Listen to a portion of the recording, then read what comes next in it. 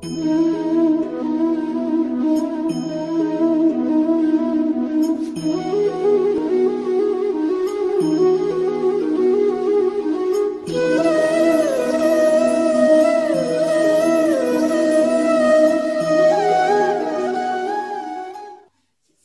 pagi anak-anak.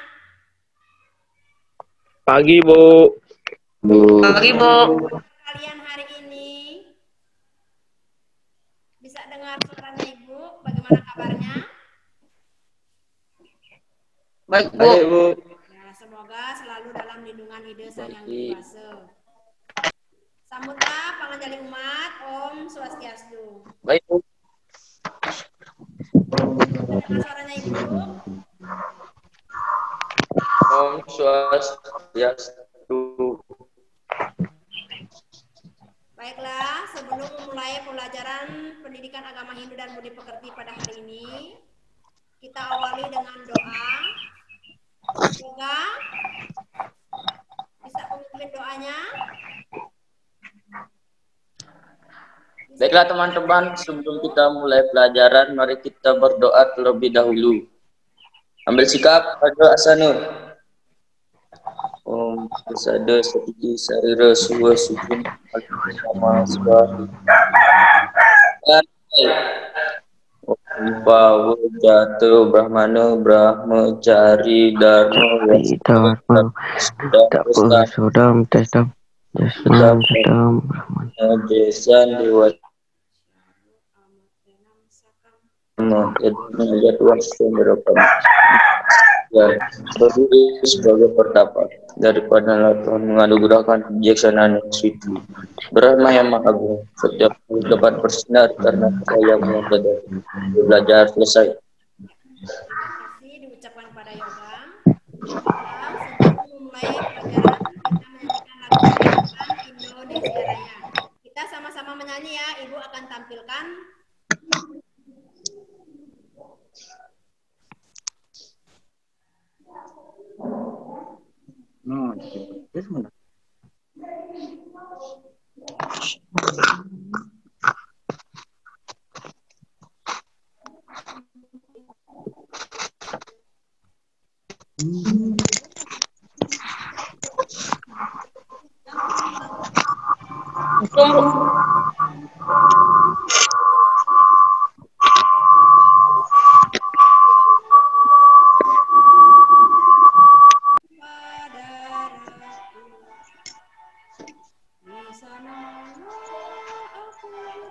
aku berdiri Jadi ibu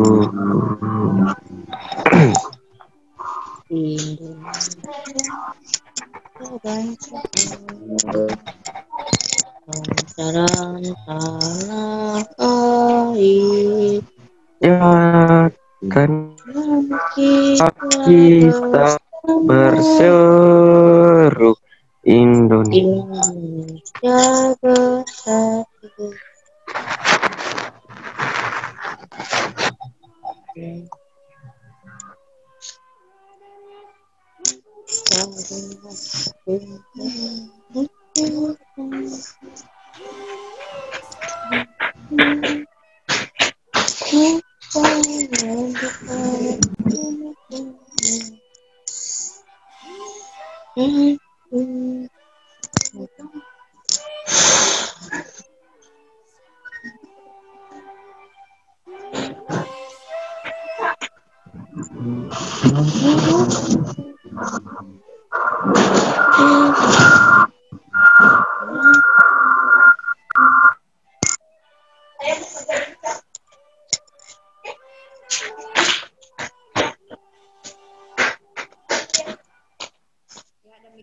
Udah ada main ya.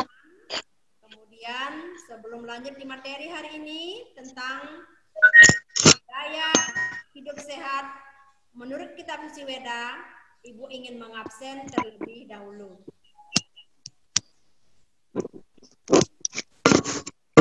Komang Werdi. hadir, Bu. Gede Dharma.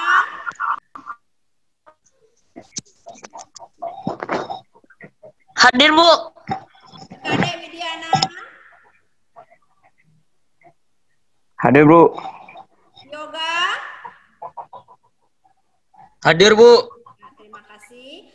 Baiklah, hari ini kita akan mulai pembelajarannya. Sebelum masuk di pembelajaran, Ibu ingin menyampaikan ada KI. Bisa dilihat PowerPoint-nya Ibu? Bisa, Bu. Anak-anak bisa lihat PowerPoint-nya? Bisa, Bu. Bisa, Bu. Bisa, Bu. KI yang pertama menghargai dan menghayati ajaran agama yang dianut. Kemudian yang kedua menghargai dan menghayati perilaku jujur, disiplin, tanggung jawab. Kemudian yang ketiga memahami dan menerapkan pengetahuan faktual. Kemudian yang keempat mengelola, menyaji, dan nalar dalam ranah murid. Baik, kita masuk di KD atau kompetensi dasar. Di situ ada kompetensi dasar dan indikator capaian kompetensi. Kompetensi dasarnya menghargai budaya hidup sehat dalam kehidupan sehari-hari sesuai dengan ajaran Kitab Suci Weda. Kemudian indikator pencapaiannya yaitu meyakini budaya hidup sehat dalam kehidupan sehari-hari sesuai dengan ajaran Kitab Suci Weda. Kemudian berperilaku budaya hidup sehat dalam kehidupan sehari-hari sesuai dengan ajaran Kitab Suci Weda. Kemudian indikator capaiannya atau pencapaian kompetensi menerapkan sikap budaya hidup sehat dalam kehidupan sehari-hari sesuai dengan ajaran Kitab Suci Weda. Kemudian yang bagian 3.3-nya memahami budaya hidup sehat dari sudut pandang Kitab Suci Weda. Kemudian indikator pencapaian kompetensi memahami budaya hidup sehat dari sudut pandang Kitab Suci Weda. Kemudian yang kompetensi dasarnya menyajikan contoh budaya hidup sehat dari sudut pandang Kitab Suci Weda. Kemudian indikator pencapaiannya menyajikan contoh budaya hidup sehat dari sudut pandang Kitab Suci Weda. Adapun tujuan pembelajaran pada hari ini anak-anak masih dengar suaranya Ibu? Masih, Bu. Masih, Bu. Sampai selesai ya, jangan keluar dulu karena ini materi yang Ibu sampaikan ada kaitannya dalam kehidupan sehari-hari dan bermanfaat dalam kehidupan sehari-hari. Jadi yang pertama, siswa mampu memahami budaya hidup sehat dari sudut pandang Kitab Suci Weda. Kemudian yang kedua, siswa mampu menyajikan contoh budaya hidup sehat dari sudut pandang Kitab Suci Weda. Kemudian model pembelajaran yang Ibu gunakan adalah problem based learning atau BBL. Kemudian pendekatan pengamatan, tanya jawab, diskusi dan penugasan. Media atau referensi bahan pembelajaran, media yang Ibu gunakan adalah laptop, handphone, dan juga ATK. Kemudian referensinya, bahan pembelajarannya ada video YouTube, ada PowerPoint yang Ibu tampilkan, kemudian internet, kemudian lembar ajaran siswa, modul pembelajaran, buku ajaran pendidikan agama Hindu dan budi pekerti, kelas 9 yang berkaitan dengan materi, kemudian lembar kerja siswa, Zoom yang saat ini Ibu gunakan, WhatsApp, kemudian Kemendikbud 2016 tentang buku pendidikan agama Hindu budi pekerti kelas 9, kemudian buku pendidikan agama Hindu kelas 9 juga yang berkaitan dengan materi budaya hidup sehat dan juga yang lainnya. Baiklah, coba perhatikan gambar di layar. Bisa dilihat anak-anak gambarnya? Bisa, Bu. Ya. Baiklah, pengertian hidup sehat menurut Kitab Suci Weda. Secara umum, hidup sehat diartikan yang bebas dari segala problem, baik masalah rohani, mental, maupun masalah jasmani. Kemudian dikatakan jasmani itu berarti tubuh manusia ya. Tubuh kita. Kemudian kalau fisik, tubuh kita jasmani atau fisik tubuh kita, kalau rohani berarti di dalam ya. Kemudian banyak orang yang memiliki jasmani yang sehat tetapi rohani sangat memperhatikan. Jadi orang yang sukses dan kaya memiliki jasmani yang sehat belum tentu rohaninya mereka sehat. Jadi hal ini disebutkan dalam Ayurveda bahwa yang disebut dengan sehat adalah harmonisnya tubuh, pikiran, dan jiwa seseorang dalam hidupnya. Pengertian konsep sehat menurut WHO adalah suatu keadaan yang sempurna baik fisik, mental, serta sosial. Konsep pengertian sakit dari beberapa ahli kesehatan antara lainlah sakit merupakan suatu keadaan dari badan atau sebagian dari orang badan di mana fungsinya tergantung dan menyimpang atau kesehatan amatlah penting untuk meraih kebahagiaan hidup. Jadi syarat utama seorang dapat menikmati kebahagiaan hidup ini adalah saat mereka memiliki kesehatan jasmani dan rohani. Jadi di dalamnya sehat secara rohani dan secara jasmani atau fisik dalam keadaan sehat. Kemudian berikutnya budaya hidup sehat yang ada dalam ajaran agama Hindu tertuang dalam karya sastra Weda yaitu Ayurveda, dan kata Ayurveda dapat diterjemahkan menjadi pengetahuan tentang hidup yang merupakan sistem pengobatan holistik yang sudah hadir semenjak ribuan tahun. Namun baru sekitar 2000 sebelum Masehi, pengobatan Ayurveda ditampilkan dalam bentuk tertulis yang menyeluruh. Ayurveda mengajarkan teknik operasi, tanaman obat, terapi aroma, warna, dan gaya hidup yang sehat. Sebelum lanjut di gaya hidup yang sehat, mungkin dengan beberapa pengalaman-pengalaman kalian dalam kehidupan sehari-hari, mulai dari membersihkan badan, pola makan yang Ibu tampilkan dalam gambar ini, pilahlah hal-hal yang positif supaya mendapatkan hal-hal positif juga dalam tubuh kita. Baik, yang bagian B, coba perhatikan ini gambar apa anak-anak? Bisa Ibu akan tunjuk ya, yoga. Yoga, ini gambar apa? Coba perhatikan di bagian B ini. Bu. Tanaman ya. Ada tanaman di situ dan juga gambaran tubuh manusia. Yoga bisa dilihat? Bisa Yoga? Tidak, Bu. Tidak kelihatan gambarnya? Iya. Kalau sebagian bisa lihat gambarnya? Bisa, Bu. Ya, itu gambar apa sebagian? Gambar daun dan ada gambaran tubuh manusia, Bu. Ya, jadi berarti tentang obat-obatan ya. Jadi tumbuh-tumbuhan yang diciptakan Ida Srinivasa adalah salah satu sebagai alat atau bahan untuk membuat obat-obatan yang bermanfaat untuk tubuh manusia. Baik, bagian B kita masuk dengan Ayurveda. Sebagai ilmu kedokteran Hindu, kata Ayurveda berasal dari bahasa Sanskerta. Secara etimologi kata ini terdiri atas kata ayur yang berarti hidup dan Veda yang bermakna pengetahuan atau ilmu pengetahuan. Jadi dengan demikian Ayurveda adalah ilmu pengetahuan tentang hidup atau cara hidup berdasarkan ilmu pengetahuan. Baik, sebelum lanjut, Ibu ingin bertanya kepada kalian, adakah di tempat sekitar kalian obat-obatan yang menurut kalian berkaitan dengan ajaran umat Hindu atau ajaran yang berkaitan dengan Veda?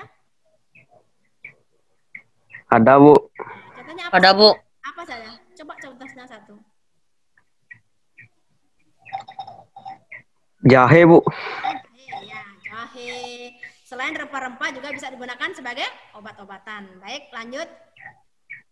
Dikatakan pula bahwa Ayurveda merupakan suatu sistem pengobatan dalam pengertian bahwa sistematisasi dan penerapan pengetahuan khusus mengenai kesehatan dan penyakit, yakni menyangkut keadaan keseimbangan dan ketidakseimbangan dalam tubuh manusia, dan bagaimana ketidakseimbangan tersebut dapat diperbaiki dan dikembalikan ke dalam keadaan seimbang. Baik, inilah salah satu yang kalian sebutkan tadi. Ada rempah-rempah, mulai dari, coba salah satu ada bisa mengenali. Di sini ada gambar yang Ibu tampilkan. Coba satu saja Yoga. Apa yang dapat kamu kenali dari gambar ini? Coba rempah-rempah, Yoga. Coba perhatikan di situ ada apa? Sebagian bisa? Tidak kelihatan gambarnya, Bu. Subagia bisa lihat gambarnya? Bisa, Bu. Coba sebutkan satu saja gambar apa ini? Rica ada, Bu. Merica, rica Jawa ya, rica Jawa. Kemudian di situ ada juga cengkeh. Di situ juga ada pala dan lain sebagainya. Terima kasih Ibu kepada Subagia.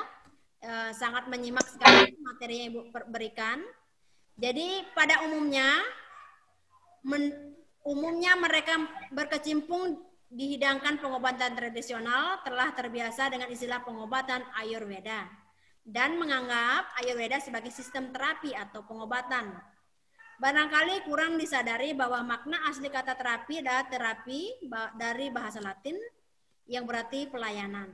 Jadi salah satu aspek dari pelayanan adalah pengobatan. Jadi erat kaitannya dengan kata terapi. Ini adalah fitoterapi. Fitoterapi berasal dari kata fito yang berarti tumbuh-tumbuhan atau tanaman dan terapi yang berarti pelayanan. Jadi sehingga secara literal bermakna pelayanan melalui tumbuh-tumbuhan dalam pengertian aslinya istilah ini memiliki arti amat luas. Ide pelayanan melalui tanaman tidak hanya menyangkut pada pelaksanaan penyediaan obat saja, tetapi termasuk juga dalam pengetahuan tentang makna yang pantas.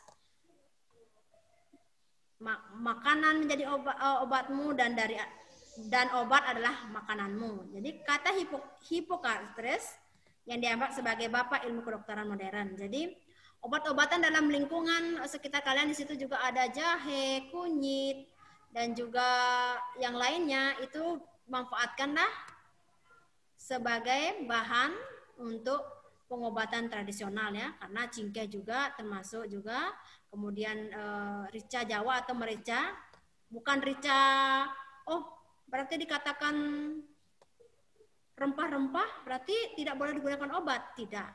Itu adalah salah satunya juga bisa digunakan sebagai penurun badan, penurun panas dalam tubuh manusia, karena kita buana agung, buana alit saling membutuhkan satu dengan yang lain. Jadi apa yang ada di alam semesta bisa digunakan untuk alat atau bahan untuk pengobatan. Kemudian di sini ada gambar. Seperti tadi juga Ibu ingin bertanya kepada kalian. Subagia bisa lihat gambarnya? Coba pahami gambar apa ini? Satu saja sebutkan. Di-mute saja suaranya, dibuka suaranya Subagia. Karena ini pembelajaran. Apa Subagia? Apa Subagia bisa? Subagia bisa? Pala ada, Bu. Pala ya. Di situ ada pala, ada kemiri. Kemudian juga masih banyak lagi. Jadi fitoterapi menyangkut konsep Hindu yang harmonis dengan seluruh wilayah. Tumbuh-tumbuhan yang menyediakan oksigen untuk kita, yaitu kayu untuk membangun rumah, serta bahan untuk kertas, sehingga kita dapat berkomunikasi secara tertulis tentang pengetahuan, dengan parfum atau minyak wangi yang amat berharga sebagai pemuas indera hidung, dan dengan serat untuk membuat kain dan pupuk hijau untuk mempertahankan kesuburan tanah, keindahan tanaman.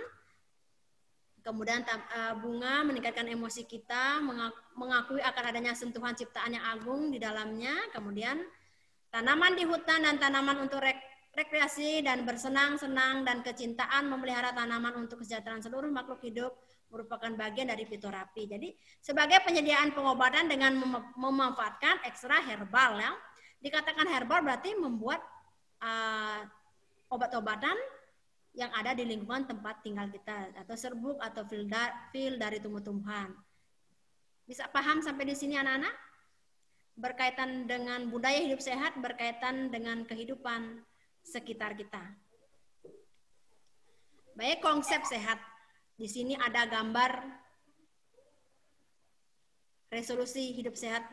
Kemudian di sini ada orang membawa buah, gambaran saja ya. Kemudian ada air.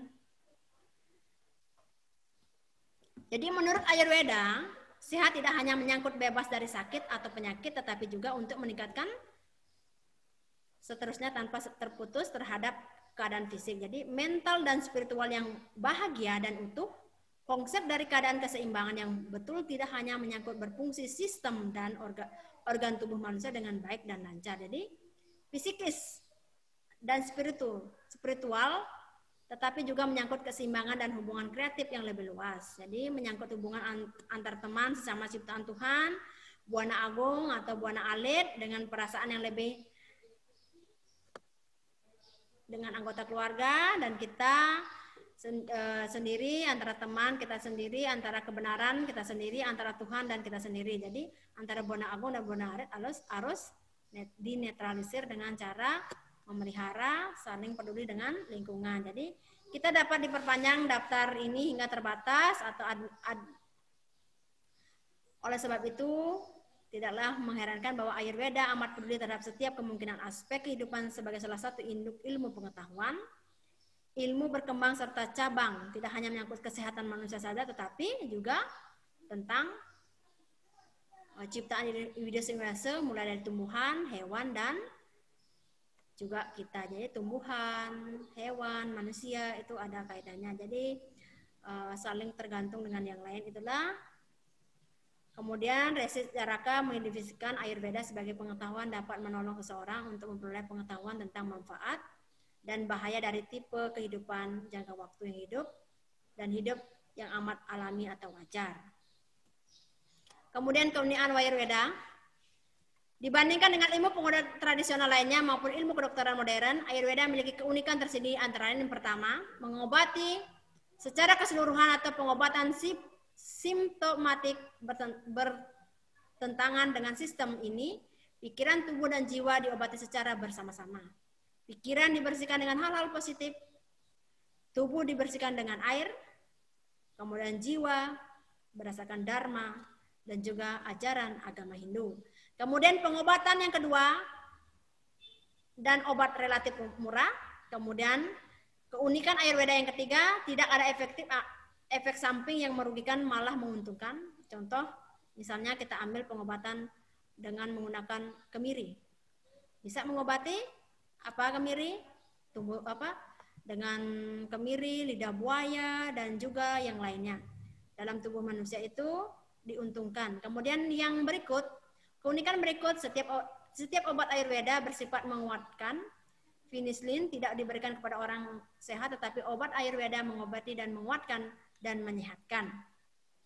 Kemudian yang kelima, konsep penyakit psikomatik. Kemudian yang keenam, menekan pada kesehatan positif dan mencegah penyakit. Ketujuh, penekanan pada diet tak makanan baik minuman menyehatkan. Jika pasien diberikan diet yang dapat, apakah perlu diberikan obat? Bila pasien tidak mengikuti diet yang tepat, barulah diperlukan obat. Jadi diet atau cara hidup sehat menurut Hindu, jadi menggunakan makanan yang bermanfaat dalam tubuh. Dalam hal ini kurangilah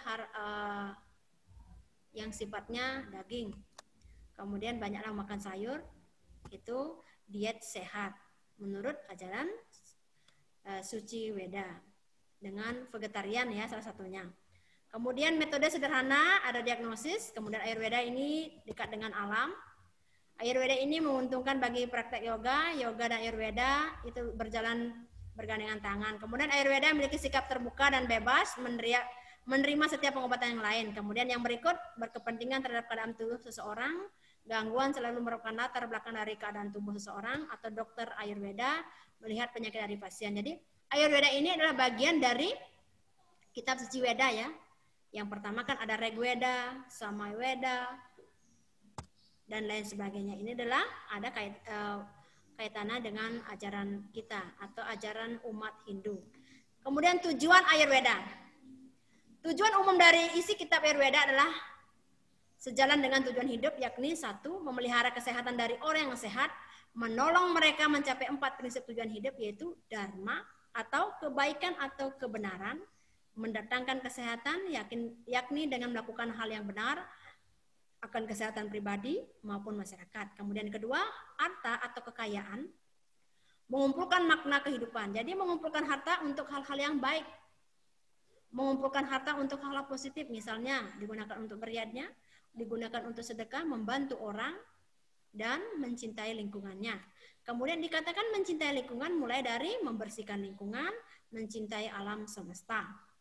Kemudian yang berikut adalah hanta, menikmati keinginan keduniawian, tidak berlebihan. Kemudian moksa, mencapai kelepasan melalui kebebasan dan kesadaran suci. Moksa ini adalah tujuan akhir dari agama Hindu. Tujuan akhir agama Hindu untuk mencapai moksa, ini kita harus bisa mengendalikan diri ya anak-anak. Anak-anak masih bisa dengar suaranya Ibu? Masih bisa? Masih Bu. Masih Bu. Masih Bu. Jangan tidur ya, karena ini berkaitan dengan materi dalam kehidupan sehari-hari. Kemudian membebaskan penyakit yang menyebabkan pasien menderita. Dalam kesimpulannya, di sini ada protokol kesehatan yang berkaitan saat ini alam semesta dikatakan bencana, tetapi kita tidak bisa melihat ya. Bencana alam ini yang tanpa kita sadari mungkin sudah ada di sekitar kita, tetapi kita selalu berdoa, mengucap syukur kepada Ide Sang Dewasa karena kita masih diberikan kesehatan. Hal inilah ciptaan Sayang Widi yang tidak dapat kita lihat, tetapi kita dapat rasakan. Semoga kita dihindarkan dari segala penyakit. Jadi pada kesimpulan Ayurveda ini, protokol kesehatan itu dengan mencegah penyebaran virus corona dengan menggunakan protokol kesehatan mulai dari menggunakan masker, mencuci tangan, membawa selalu hand sanitizer, kemudian hindari kerumunan, dan misalnya mengadakan pesta, tetapi harus juga dengan menggunakan protokol-protokol kesehatan. Jadi jaga jarak ya, jaga jarak, kemudian hindari juga tempat-tempat umum, misalnya wisata, kemudian pertokoan, hindari. Jadi kalau ada hal-hal yang bisa kalian lakukan di desa atau tempat tinggal kalian terdekat, lakukanlah. Jangan sampai ke tempat-tempat objek wisata ya. Kemudian pencegahan penyebaran virus corona mulai dari di sini kalian bisa lihat gambarnya. Jadi menggunakan masker, kemudian jaga jarak, hindari kontak fisik dengan orang asing atau orang tidak dikenal, kemudian seringlah mencuci tangan, kemudian sediakan antiseptik atau hand sanitizer, kemudian gunakan alat tulis sendiri, kemudian berkunjung ke rumah pemiliknya harus mengikuti protokol kesehatan dan menggunakan waktu ya, jangan jam 12 berkunjung ke rumah orang, nanti kan dimarah, tidak disopan. Kemudian sterilkan diri kalian. Jadi tips agar badan tetap sehat, makanlah makanan yang, dan juga aturlah pola kehidupan. Di sini ada gambar satu, gambar pertama itu gambar apa Yoga? Bisa lihat gambarnya Yoga? Saga? Enggak Bu. Subagia? Mungkin karena jaringan Bu. Gambar apa itu? Coba lihat salah satu saja sebutkan. Pahami saja gambar ini. Werdi bisa Werdi? Ada orang minum air Bu. Ada orang minum air. Kemudian ada orang apa lagi Werdi? Berolahraga. Ya. Jadi ada orang minum air dan berolahraga. Kemudian gambar pertama di situ ada sayur-sayuran, ikan, ada lauk dan juga buah-buahan. Jadi mengatur pola makan adalah hal yang terpenting untuk menjaga tubuh agar tetap sehat. Hal-hal yang harus diperhatikan salah satunya adalah asupan makanan yang mengandung gizi atau 4 sehat 5 sempurna. Kemudian yang kedua, tubuh kita membutuhkan cairan agar tidak menjadi dehidrasi. Caranya dengan mengkonsumsi air atau air putih yang cukup, ideal setiap hari 8 gelas atau 3 liter sesuai dengan kebutuhan tubuh kita ya. Karena air itu adalah obat. Kemudian olahraga yang ringan dapat Anda lakukan dengan latihan sederhana. Kemudian lari-lari kecil misalnya dengan gerak-gerak tubuh lainnya. Kemudian bisa juga kalian melakukan olahraga berbentuk aerobik. Hal-hal kecil saja digunakan tetapi bermanfaat untuk tubuh kita sendiri. Kemudian di sini ada gambar. Ini kalau yoga pasti tahu gambar apa ini. Karena dari tadi Ibu tanya, yoga nggak tahu gini gambar apa. Gambar apa ini kira-kira? Yoga masih ada enggak ini? Bu, masih Bu. Nah, ini gambar apa yoga? Kalau ini pasti yoga tahu. Gambar apa yoga? Kalau ini yoga nggak tahu, berarti yoga tidak pernah memanfaatkan suatu barang ini yang berkaitan dengan budaya hidup sehat. Perlu menggunakan ini. Apa ini?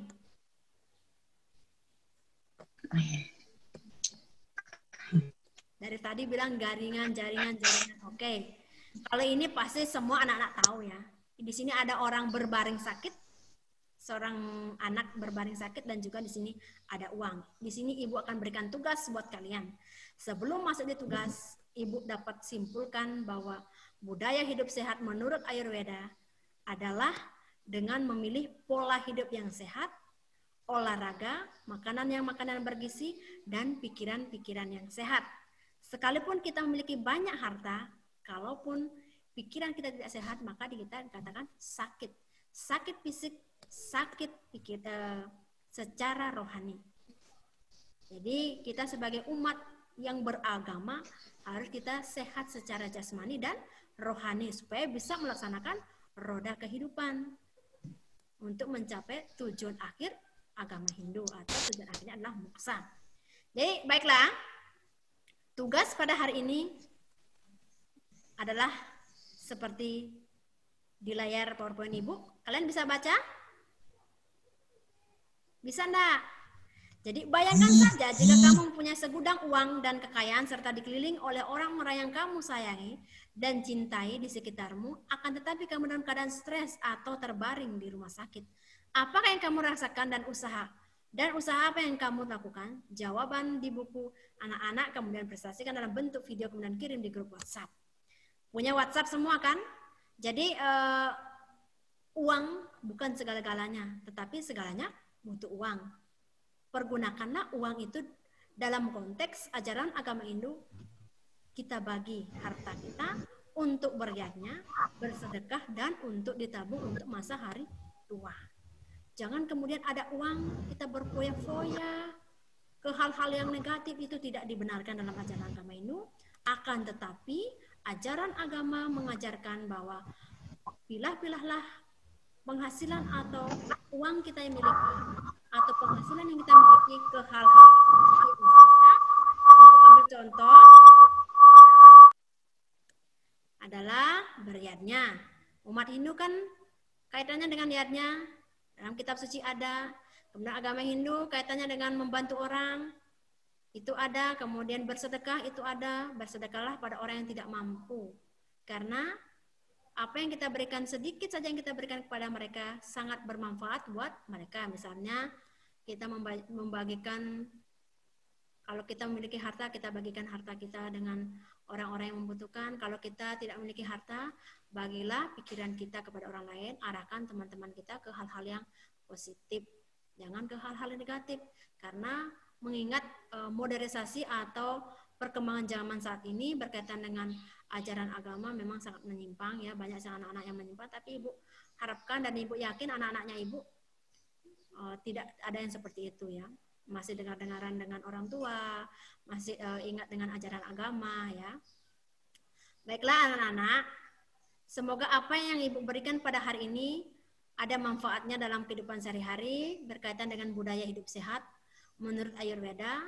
Karena di tempat tinggal kalian atau di lingkungan kalian itu banyak sekali obat-obatan yang bisa digunakan sebagai obat herbal, baik itu cingkeh, kemudian pala, kemiri, dan juga obat-obat lain yang lainnya. Kemudian jaga pola makan kalian, kemudian olahraga, air juga sebagai obat dalam tubuh manusia, karena kita beraktivitas dalam sehari dan juga beristirahat malam hari itu bangun tidurnya itu kita wajib meminum air, karena air adalah salah satu obat dalam tubuh kita. Karena tubuh kita setelah beraktivitas tentunya pasti akan capek, tanpa kita sadari kita akan mengalami dehidrasi ya. Jadi perbanyaklah minum air sesuai dengan kebutuhan tubuh yang kita perlukan, minimal 8 gelas atau 3 liter air dalam sehari. Bisa anak-anak? Masih dengar suaranya Ibu? Masih Bu. Terima kasih anak-anak yang setia. Semoga apa yang Ibu sampaikan pada hari ini bisa bermanfaat dalam kehidupan sehari-hari, kemudian mengenai kaitannya kenapa Ibu ambil budaya hidup sehat berkaitan dengan Ayurveda, karena saat ini alam lagi kena musibah dengan hadirnya virus corona atau COVID-19, di mana kita sebagai umat ciptaan Yesus yang paling sempurna, marilah kita memutus mata rantai dengan menjaga pola hidup dan mengikuti protokol kesehatan. Mungkin cuma sampai di sini yang dapat Ibu sampaikan. Minggu depan kita pertemuan materi yang baru tentang manfaat hidup sehat. Jadi ini budayanya, manfaat hidup sehat itu pasti ada manfaatnya kita menerapkan hidup sehat. Jadi mulai dari pikiran, tubuh itu dibersihkan dengan ajaran-ajaran suci Weda, pikiran dibersihkan dengan suci Weda, tubuh dibersihkan dengan air. Mungkin sampai di sini pertemuan Ibu. Ada yang bisa ingin bertanya? Ada yang ingin bertanya, anak-anak? Ada Bu. Enggak, Bu. Ya, Ibu akhiri dengan puja Paramasanti. Om Santi Santi Santi.